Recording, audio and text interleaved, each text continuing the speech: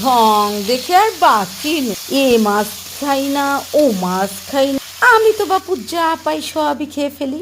আজকে আমি রান্না করলাম সামুদ্রিক মাছ। দুর্দান্ত এই মাছটার স্বাদ আমি বলে কয়ে শেষ করতে পারবো। যদি কেউ বুঝতে চান তাহলে এই রান্নার রেসিপি দেখে খেতে হবে। এভাবেই রান্না করে, এটা একটা সামুদ্রিক মাছ। আমার ঘরে তো ভাই ঢঙের বাহার, কেউ খায় কেউ খায় না। আমি কিন্তু বাপু আবার ওরকম, আমি যাই পাই, যাই খাদ্য তাই আমার ঘরে উনি আবার করে। রান্না যদি একটু খারাপ হয় না, কথা শোনাতে আর একটুও দেরি করে না। তাই তো রান্নায় সব সময় মনোযোগ হয়ে আমার রান্না করতে হয়। মাঝে মাঝে কিরিমাপার মতো রান্না করলে সে আবার বকা শুরু করে দেয়, কি করার। তাই তো অনেক ঢং করে রান্না করতে হয়।